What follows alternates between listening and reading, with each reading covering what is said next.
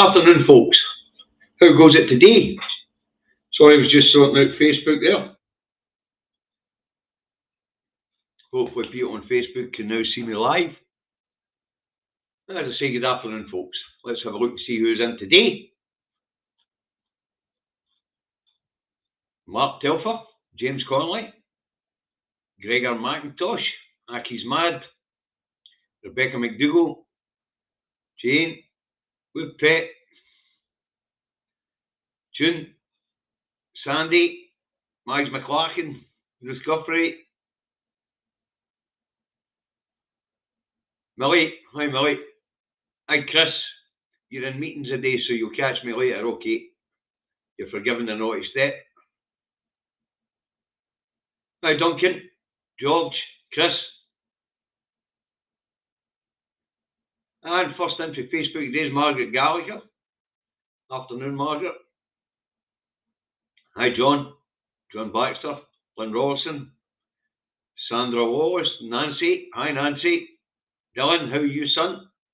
Davey, how are you? Graham, Anne, hi Anne, hi Avril,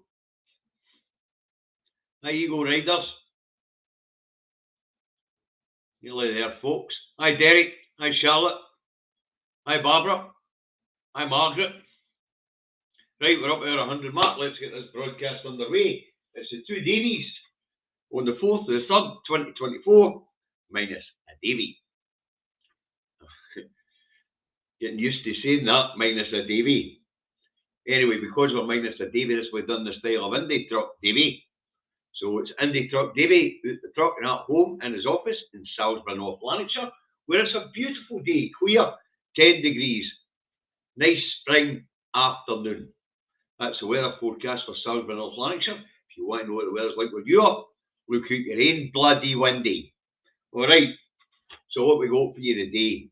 Well, congratulations to the First Minister and his wife on the news that another new Scots about to enter the world. And is on the way to join his family. Mr. Youssef and his wife, Nadia El Naka, have announced that Nadia is pregnant. And I have to say that on behalf of you lot as well as me, we wish her a smooth pregnancy and a good outcome. Okay, so a wee bit of good news for First Minister. There's nobody a lot. After all, his wife's family's getting the shit blown out of them in Gaza. So, a wee bit of good news for his family. A wee bit of good news for everybody. It's always great when a new baby's born to us. Right, let's move on. What's number 2 on the agenda? Tory party conference in Aberdeen at the weekend. And apparently to share a venue with George Michael tribute because they couldn't sell enough tickets to be able to take the whole venue to themselves. Well, anyway, what was the highlight? Well, the highlight of the weekend was wee Dougie Ross telling us and telling his audience of about 40 people, 37 of which were elected members of either the Holyrood Parliament or Westminster Parliament. Anyway, he tells them that only the Conservatives can consolidate the Unionist vote to oust the SNP. He then goes on to tell us how poor a First Minister Mr. Youssef is. Starts off by slagging off his time as Justice Secretary because he introduced the hate crime bill, which Mr. Ross tells us is a disaster. He then tells us he failed as a health secretary. We waiting lists going up. When actually the stats tell us the waiting list went down. They're going down roughly 5% quarter on quarter, but it's still much higher than 2020, which is the benchmark we're setting at, 2019, which is the benchmark we're setting at. So, and the plan that Mr. Youssef has put in place while his health secretary is still being carried forward and tweaked. So, there you have it. It would appear that Mr. Ross, wee Dougie, needs to go and see his GP if he thinks the Tories are going to take his MP out in Scotland We Dougie no seen the polls. All the polls say the same thing. The Conservative Party is about to be wiped out in Scotland.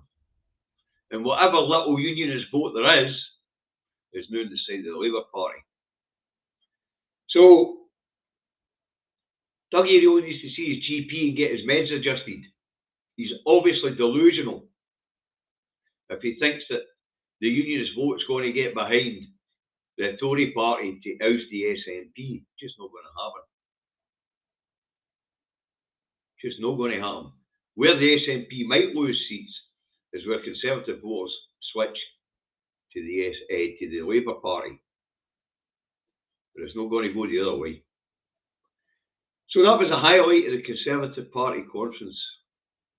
We Dougie 2 jobs, 3 jobs, or whatever it is he's got, tells his 40, an audience of 40, 45 people, to say 37 of which are either MPs or MSPs, that only the Conservatives can consolidate the unionist vote.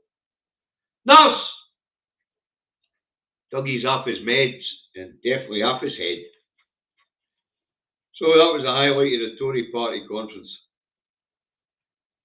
Moving on. Shona Robertson, Deputy First Minister of Scotland and Scotland's Finance Minister, has urged the silly hunt down the road in his budget on Wednesday not to cut taxes. Now, of course, Miss Robertson's reasoning behind that is that the public service has already been shredded to fake. And that when he cuts taxes and down that road, and when he cuts public service budgets down that road, it has a direct consequence in Scotland. We have been able to mitigate most of it because we've got a more progressive tax system with 6 tax bands. But there's only so much you can do with tax. And of course, the living crisis. So, now, Miss Robertson tells the BBC that he should be investing in public services at this point in time. And she's absolutely correct. In fact, all the economists agree. Investing in public services grows the private sector. Because when you invest in public services, then procurement for public bodies goes up and the private sector thrives to fill the procurement needs. So say when you build infrastructure, the private sector thrives. It doesn't just thrive, it provides training for people in construction and things like that because they need the workers. So investing in public services is very important. But as we know, it's not looking like Hunt's going to do that, but we'll get a wee bit more of that later on because it is budget week down that road. So all we're hearing about is what people are speculating on what will be in the budget. And I'll not be any different later in the show.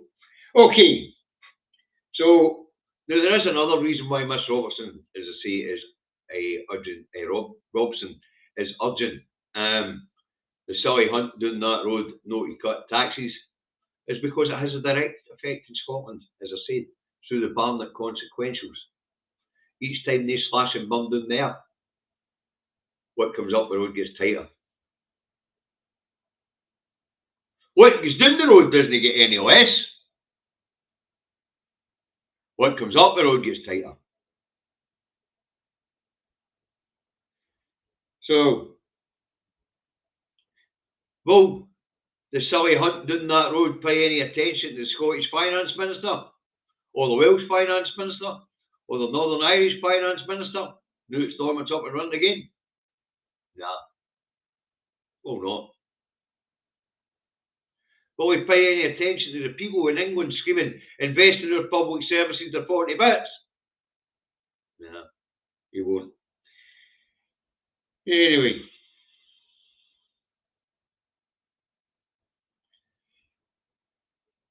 Deaf ears. Hunt will do what he wants. And I have to say, he's keeping quite tight-lipped, but we'll get on to that. Right. The latest paper in Building a New Scotland is released today. Now, this one will be presented.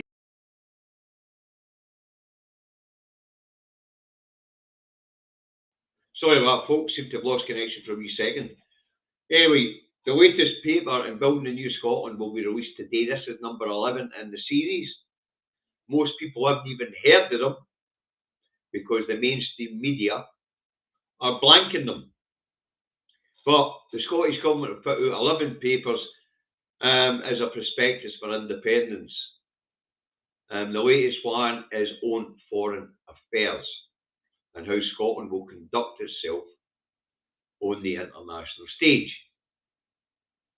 Now, Mr. Robertson would tell us that it's Scotland's intention to join all the big bodies worldwide, the United Nations, NATO, the European Union. And he's also telling us that the Scottish Government foreign policy will be around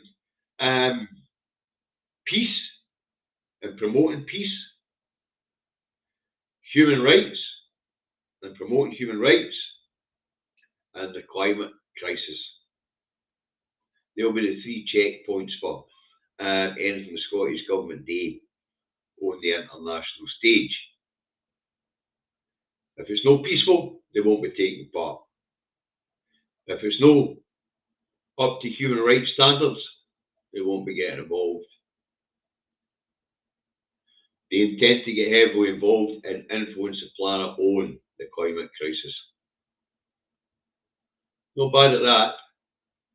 So there'll be a bit of argument about EU and NATO, but these resolutions to join these bodies have already been passed by the SNP's conference, and they're part of the SNP's plans moving forward for Scotland as an independent country. Now, the previous two papers in Building a New Scotland covered, I think it was immigration and the economy. So see, this is paper number 11. If you haven't had a chance to read any of these papers, you'll get them on the Scottish Government website. As I say, this is number 11. And I'm going to have a good look at this one tonight. Because foreign affairs and how Scotland conducts itself in the international stage as an independent country is of great interest to me and should be to use as well. Okay, but as I say, if you haven't seen these papers or you haven't heard of these papers, the series is called Building a New Scotland. This is paper number 11. As I say, the mainstream media have ignored them. And a UK government spokesman has said today on the release of these papers, get this, the Scottish people want the Scottish Government to work with the UK Government on what's important to the people of Scotland. That is the fucked up economy caused by Westminster, Brexit caused by Westminster, and the cost of living crisis caused by Westminster. So apparently the Scottish Government has to put everything else aside and concentrate on fixing the fuck up made at Westminster. Oh, very nice, eh? So there you go, folks. What the Scottish people really want, according to these muppet, this UK government spokesperson for the Scotland office. Thanks, John, the truck driving legend. Let's have a look. Afternoon, Davy. Hopefully this is a nice booster. It is. Thanks very much, John. Hey, the afternoon's latest today. You're on the afternoon latest today. Aye, well, 5 councillors put their council tax up. And the way that another one has disobeyed the Scottish Government. This is getting fucking out of hand. Anyway, where was I?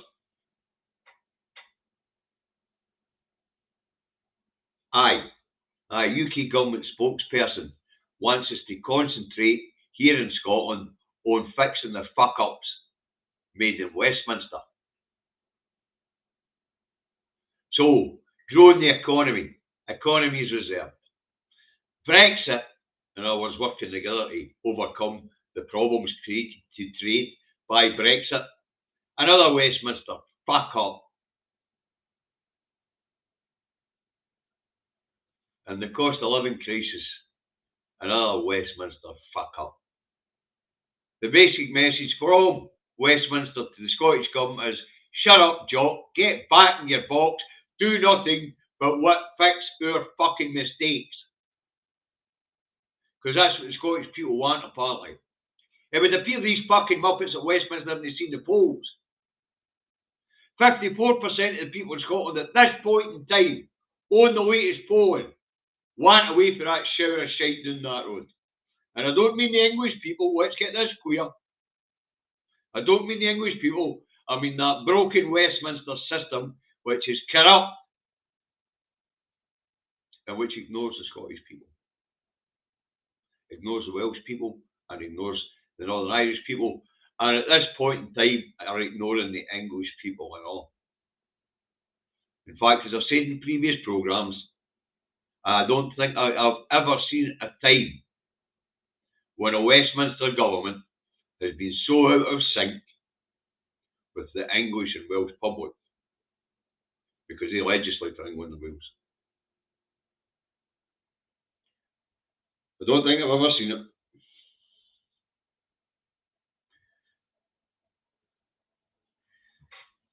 So, that's it, folks. Shut up, get back in your box. Right, let's move on.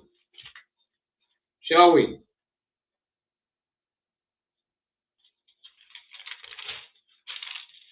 And, where are we?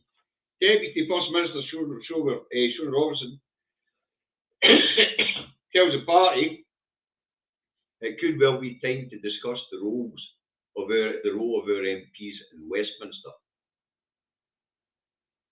This is backed up by Keith Brown, MSP, the deputy leader of the SNP.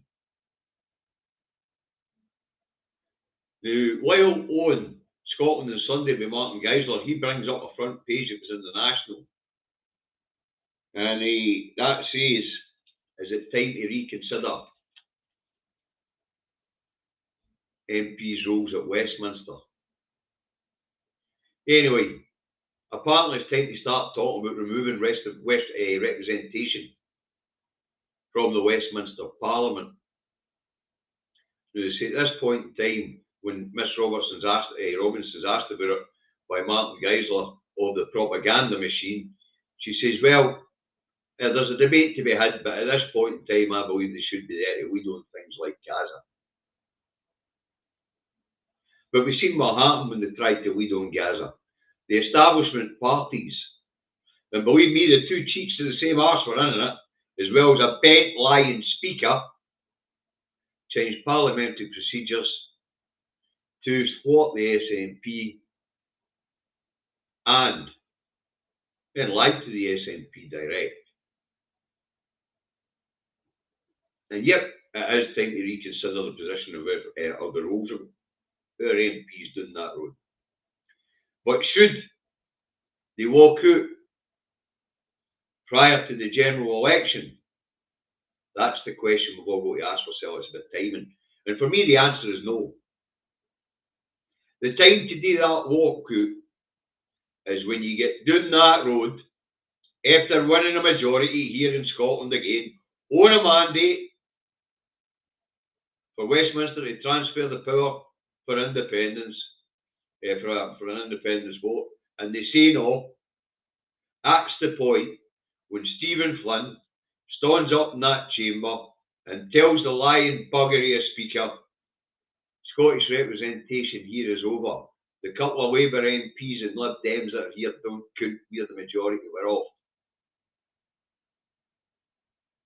And watch them go mental.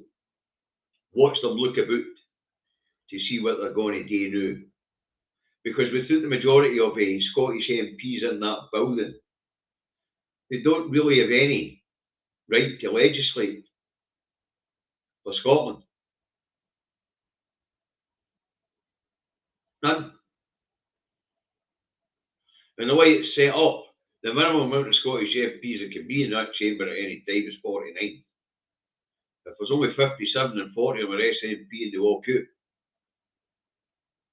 there isn't any Scottish representation because the majority of MPs will represent, it will be SNP who will represent the people of Scotland.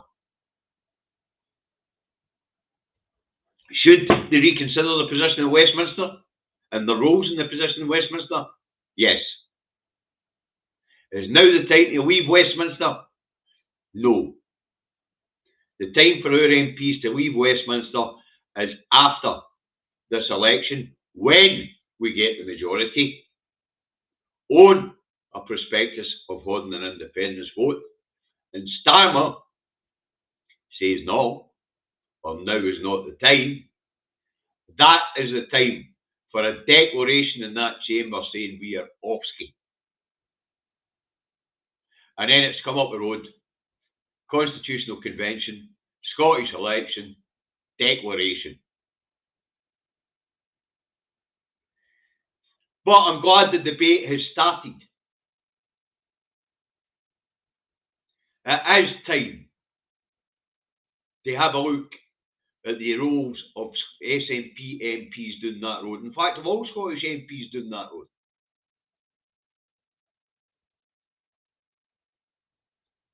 But SNP MPs particularly, because they will be the majority. And as I say, it's become quite clear that they're quite willing to bend the rules to keep Scotland's voice quiet, because Scotland's voice doesn't suit them. Now, 4 of our parties up here all support an immediate ceasefire. 4 of the political parties, 3 of them cuckoos in the nest, meaning British nationalist parties in Scotland, or political parties registered outside Scotland, operating within Scotland, all agree there should be a ceasefire, an immediate ceasefire, and that Israel should be held to account for their war crimes. So that's why all the Scottish MPs doing that road should be looking at themselves, because the parties up this road have already decided, in fact decided probably about a week into the genocide, that they had to stop. Thanks, Alistair. Thank you very much.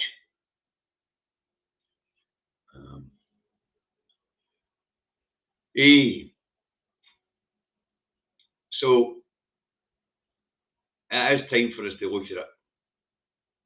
And the time to do it, the time to depart that Parliament, is after the general election. When once again the will of the Scottish people will have been ignored on a mandate to that Parliament down that road to. Now, as I say, we've seen the way they're willing to bend the rules. Bend the rules because of one sentence, and that one sentence was correct. Israel must stop the collective punishment of Palestinian people, because that's what's happening. As I say, it's bent, it's corrupt. Even the Speaker's a liar.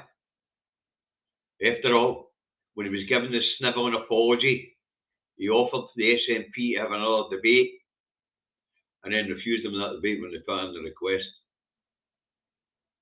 And of course, the fact that he lied to the House twice, because when he said he was changing the rules to allow the Labour amendment,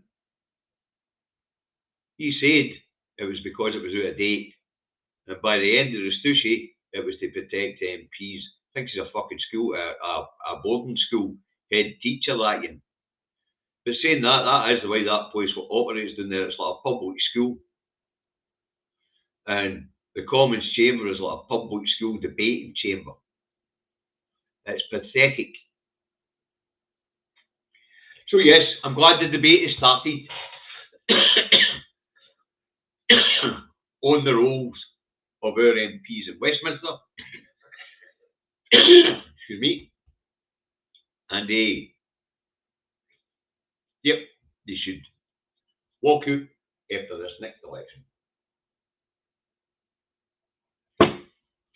Right, let's move on. And down that road, Michael Gove, the Levelling Up Secretary down that road, has been asked by MP Rishi Sunak to look at redefining the definition of extremism to include all groups that undermine British institutions and values.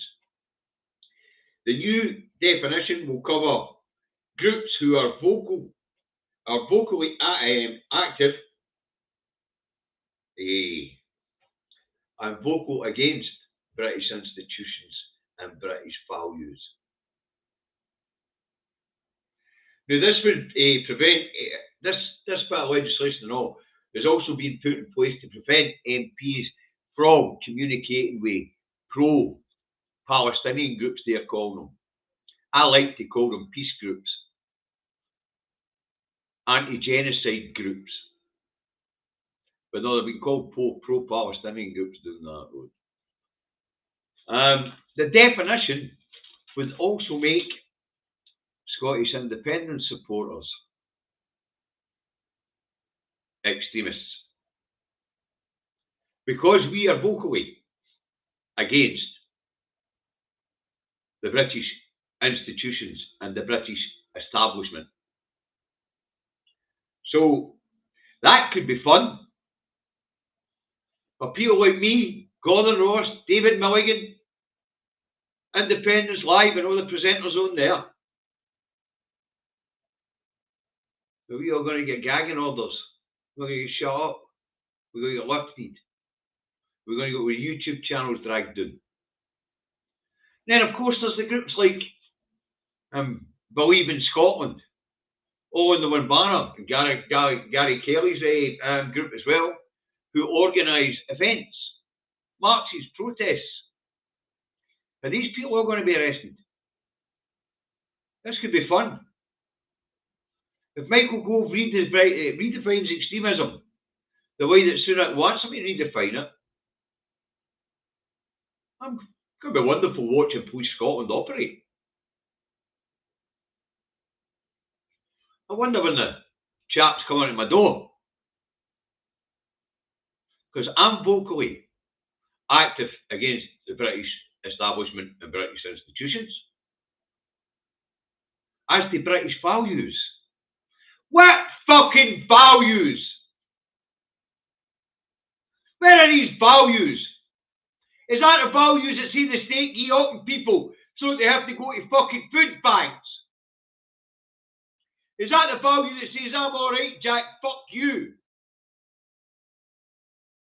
Is that the values that lead to politicians stealing billions for a public purse during a fucking pandemic? What fucking values? The Prime Minister. Values of tolerance. Fucking tolerance for a party that's preaching hate. One Zionist and the other one just outright fucking racist. That's the two political parties down that road. British values. British values is fucking rape, pillage, murder, steal. They've been doing it around the world for as long as I've been alive and longer. Fucking British values. What are they talking about? Undermine British values. Somebody fucking show me some British values.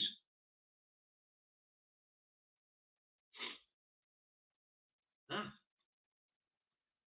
So there you go, wee Govey. Is to redefine what extremists are. And that would include people like me, people like the audience here, people in England who are unhappy with the establishment. And of course, it's targeted at anti-genocide protesters. As we're being told down that road, these protesters are an angry mob taking out the streets, their hate marches. The world's gone fucking mad! Have the media flipped the collective fucking lids? Can they not see that we can see with our own eyes that these are peaceful protests? You get the odd nut job. You get out of all sorts of protests. I mean, we actually had one nut job at a march in Inverness who was ex-British Army marching up and down in the front of the fucking parade. Shouting left turn and right turn and all sorts of madness. See, your lunatics show up at everything. But on the whole, we can all see that these have been peaceful protests. But now they want to clamp down on them. Apparently, enough's enough. Stop showing a different opinion for the government and the official opposition, better known as the two cheeks of the same arse, the establishment parties. So if you have a different point of view for the establishment parties, you have to be shut down. You know, look at Sunak's treatment of Galloway. Oh, scared the shite out of him that it wasn't a mainstream MP that got elected. So Mr. Galloway's to be painted an extremist. Quite eccentric, but extreme. Don't know if Georges qualifies as an extremist. Yeah. But he does in the eyes of the Westminster government. And apparently, we ought to be classed as extremist too, supporters of Scottish independence, because we want to get away from the institutions of the British state, and we don't share the values of abandoning the public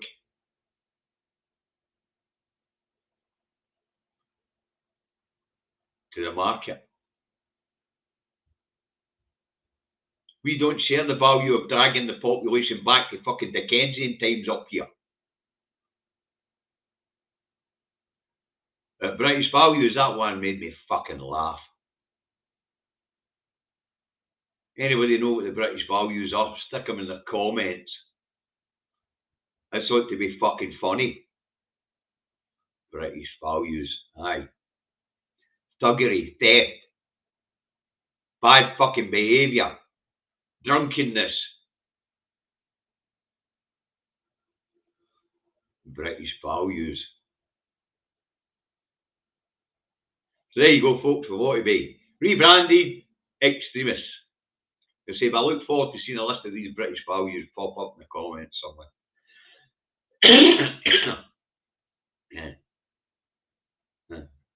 Apparently, protesting's a right, but it's got to be done the British way, with tolerance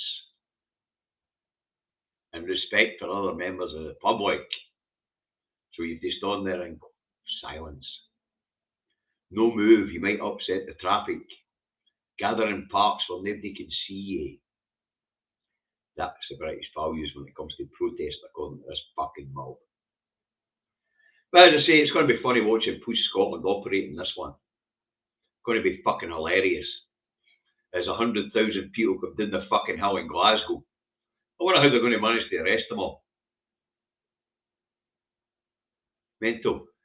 Hey, I wonder if they're going to get lang and nick the people at bridges for injury, or the people who put out who do the static saltire displays in support of independence. I wonder if the police are going to drag down pro-independence street stalls as the people who are out there campaigning, try to convince others that independence is the way forward. This is going to be funny as fuck, folks. This is really going to be funny.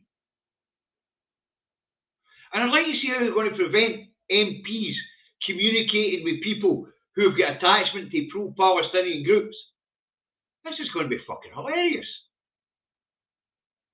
It's getting really bad right enough.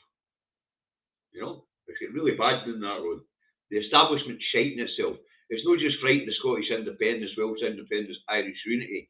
At this point in time, it's frightened the English people. So it's clamping down on the English people's freedoms.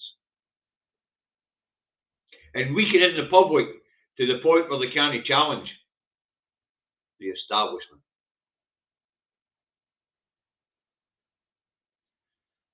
Aye. So as I say, that should be funny. We go to read it as been asked by the Prime Minister to have a look and redefine extremism to anybody who undermines British institutions or British values, whatever the fuck British values are. Right, where are we? More bad news for the Prime Minister, Rishi Sunak, as Ipsos Mori tells him his party is now polling at the lowest it's ever polled since records began in 1978.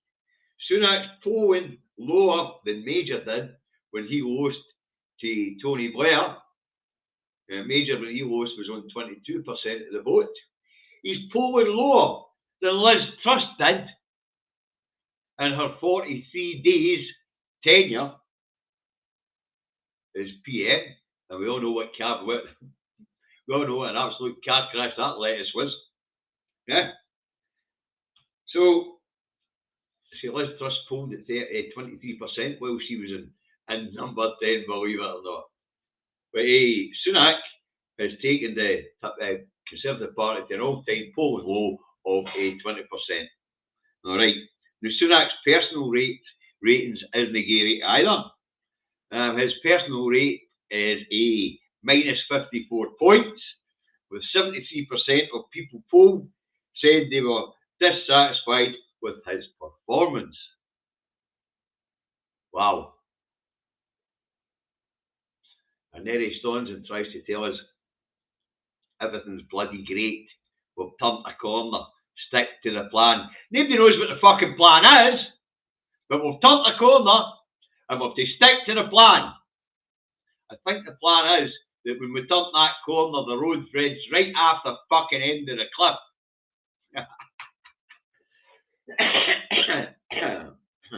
Anyway, the same poll didn't make great reading for Starmer, actually, when it came to personal ratings. Starmer's personal rating was minus 27 points, with only 29% of the population polled saying they were satisfied with him.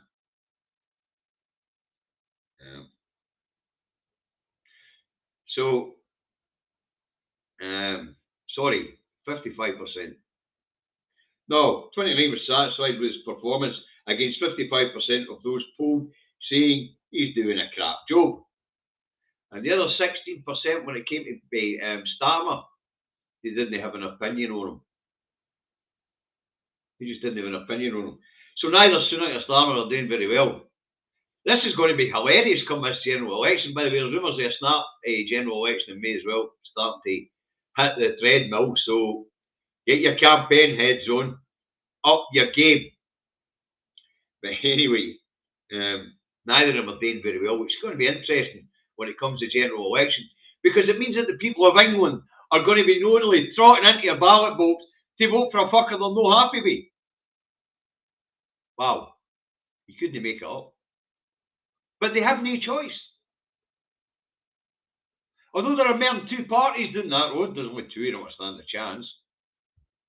So the PLO troops in, and they won't vote for alternatives the way they did in the Rochdale by-election. If the English people really want to stick it to the establishment, then they should all just pick an independent candidate in their constituency and vote for them. Then you'll see the fucking establishment wobbling 40 bits.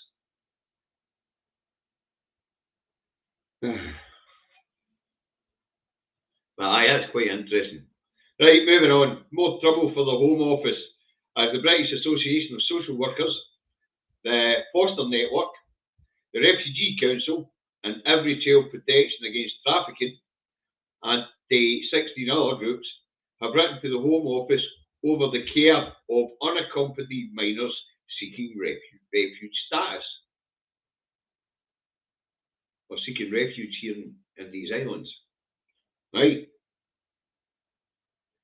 They say now what these groups are saying is that there's hundreds of children went missing for refugee hotels, and the Home Office hasn't been able to track them down.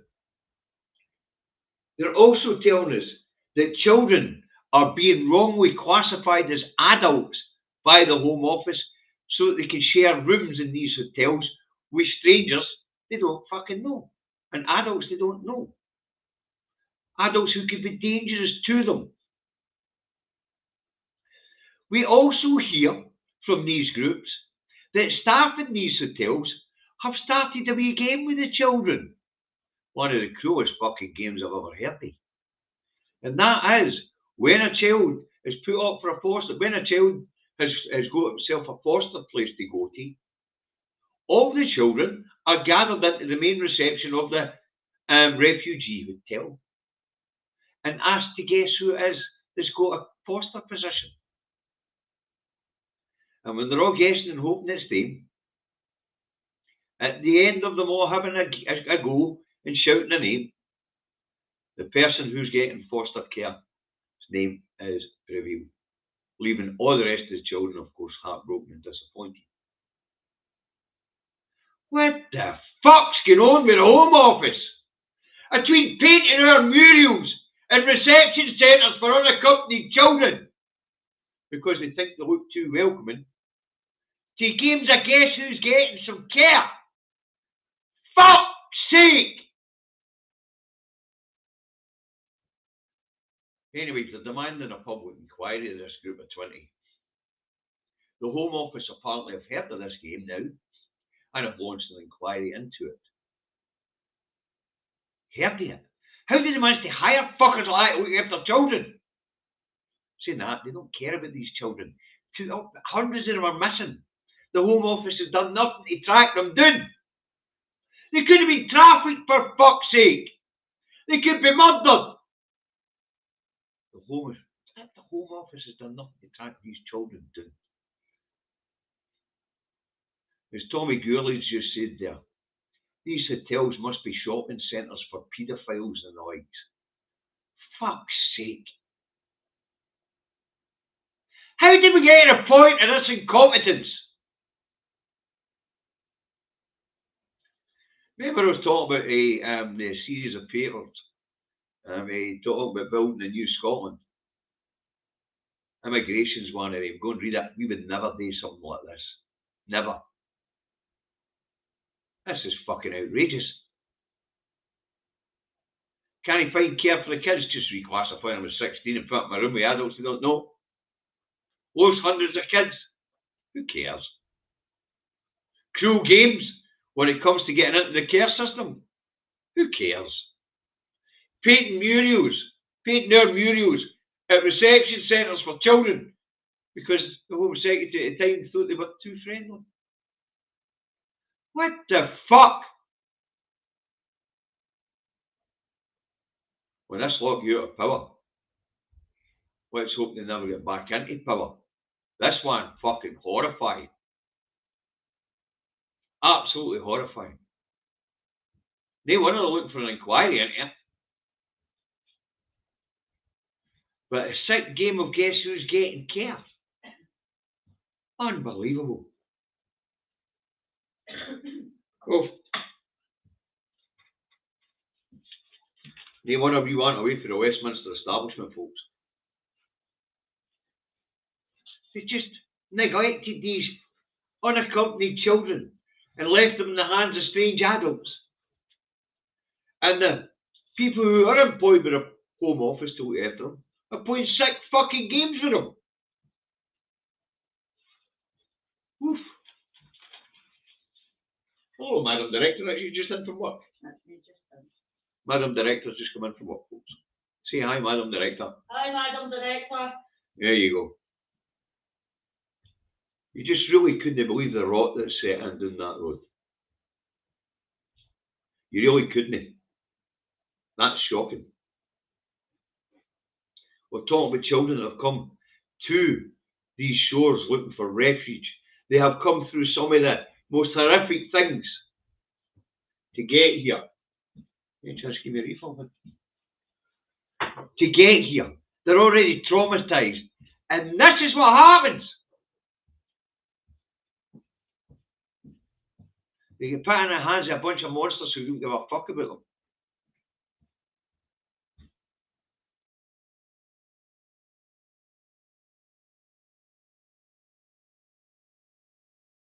There could be a bit of truth in that. Right, the budget. Wednesday is the budget. And speculation will be right up until he stands up midday on Wednesday or whatever time he's going to deliver it at and delivers his bloody budget. The speculation is that he's going to pull the rug out under Labour's election manifesto by plugging the loopholes in the windfall tax and big energy giants and scrapping non-donor status to finance, get this, to finance a drop in national insurance again and to scrap inheritance tax. Now, this is all rumours, of course. But if he does, it's going to knock the wind out of Labour's sails. Because that's their big thing when it comes to how you're going to finance things. We're going to fix the loopholes in the windfall tax and energy companies, according to Labour. And they were going to scrap non-dom status. Now, if Hunt beats them to it, then Labour have got nothing left to offer. And they've got no way of proving to people that they can finance their manifesto.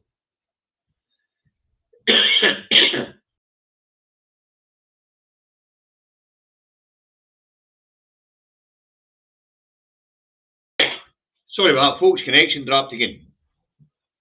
Anyway, as I say, it looks like Hunt might be about to pull the rug out for under Labour. And that means that Labour have got nothing left to offer the public. And no way to explain how they're going to finance anything. Because the Tories will have already took that money and spent it. There's also rumours that he's going to spank us all in other ways, like tobacco tax, fuel duty, alcohol duty is supposed to be frozen. Because let's face it, a drunken population is much easier to manage. So it is.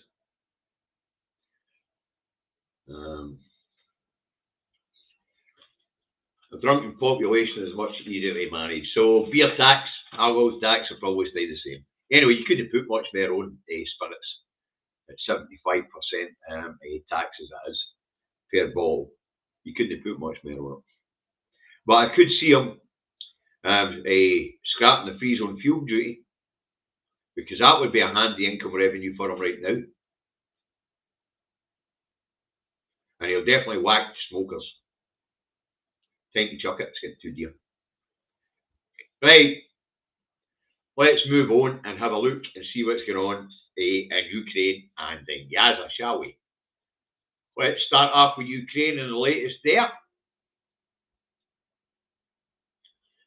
Russia says 38 Ukrainian drones intercepted in Crimea. Ukraine appeals to West as deadly drone hits Odessa. Putin warns West against troops on the ground.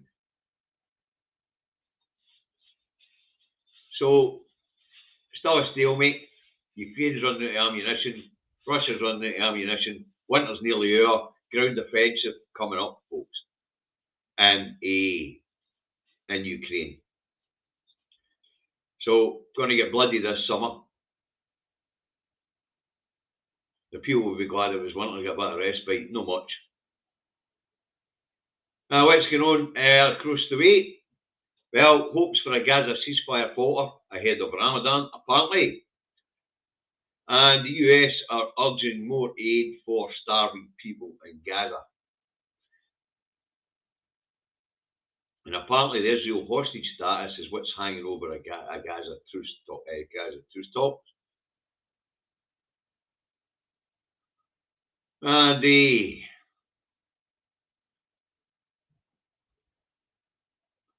Fergal Keen, apparently, aid convoys tragedy shows fears of starvation haunts Gaza. And apparently an aid convoy getting in, the UN say many bullet wounds amongst the people who were taking the aid convoy in. And apparently 7 hostages have been killed in Gaza through Israel's bombing. But they really don't care. They don't. But there's no ceasefire on the way. There's no aid getting in without being shot at by Israeli soldiers. And the people are starving. And still, the Muppets down that road won't call for a ceasefire. Thomas, you don't smoke or drive, so you'll be fine. As long as you get up drinking and all. Nice clean life. Right, folks, that's what I've got for you today. I hope you found it interesting. I hope you found it informative. I want to thank everybody for your super chats. David and I are working on getting your money out the door. We won't tell you where it's went. Now, I haven't spoke to David for a couple of days. I'll probably speak to him after the show. I'm sure he's still on the mend though. If it was something wrong with him, I'm sure his wife Leslie would have let me know.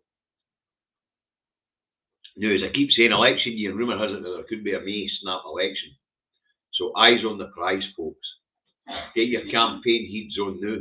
Start talking to your friends, your relatives, your neighbours, and convince them to put their cross in the SNP box. Eyes on the prize. Have a nice day.